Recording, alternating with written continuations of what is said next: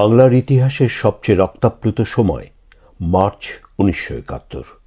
একই সঙ্গে এই মার্চই ইতিহাসের স্বর্ণোজ্জ্বল সময়। একদিকে মুক্তির আকাঙ্ক্ষায় বাংলার মানুষের গগন বিদারী উন্মাতাল স্লোগান, অন্যদিকে পাকিস্তানি হায়নার নৃশংস বর্বর গণহত্যার প্রস্তুতি। স্বাধীনতার নেশায় আসক্ত জাতিকে কি দাবিয়ে রাখা যায়?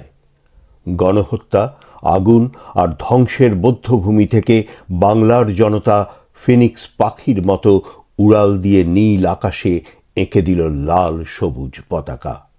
মুক্তির আকাঙ্ক্ষায় উদ্বেলিত জনতার সংগ্রামমুখর ঘটনাবহুল ১৯৭১-এর মার্চ নিয়ে বাঙালিয়ানার প্রতিদিনের আয়োজন রক্তস্নাত মার্চ।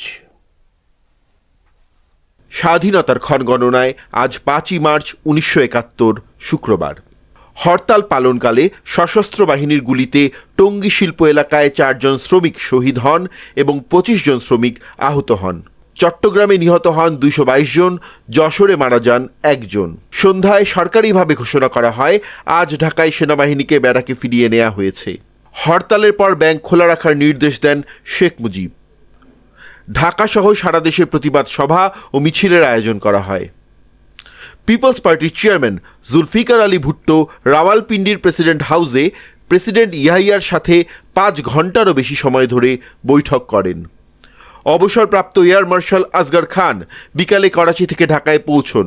তিনি রাতে শেখ মুজিবের সাথে ধানমন্ডিস্থ বাসভবনে সাক্ষাৎ করেন। রাতে শেখ মুজিবুর রহমান বিদেশি বেতারে প্রচারিত শেখ মুজিব জনাব ভুট্টোর সঙ্গে ক্ষমতার ভাগ বাটোয়ারা করতে রাজি আছেন সংক্রান্ত সংবাদকে অসদুদ্দেশ্যমূলক এবং কল্পনার ফানুস হিসাবে আখ্যায়িত করেন।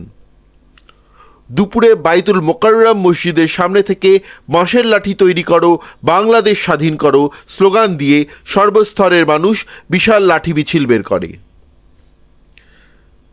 স্বাধিকার আন্দোলনে সাড়া দিয়ে বিকালে কবি সাহিত্যিক ও শিক্ষকবৃন্দ মিছিল নিয়ে রাজপথে নেমে আসেন। ছাত্রলীগ ও ডাকসুর উদ্যোগে বাইতুল মোকাররম থেকে মিছিল বের হয়। রাতে আওয়ামী লীগের সাধারণ সম্পাদক তাজউদ্দিন আহমদ এক বিবৃতিতে বলেন, ঢাকা, চট্টগ্রাম, রাজশাহী, খুলনা, রংপুর, সিলেট সহ বাংলাদেশের বিভিন্ন স্থানে নির্বিচারে মিলিটারির বুলেটে নিরীহ নিরস্ত্র মানুষ, শ্রমিক, কৃষক ও ছাত্রদের হত্যা করা মানবতার বিরুদ্ধে অপরাধ ছাড়া আর কিছুই নয়।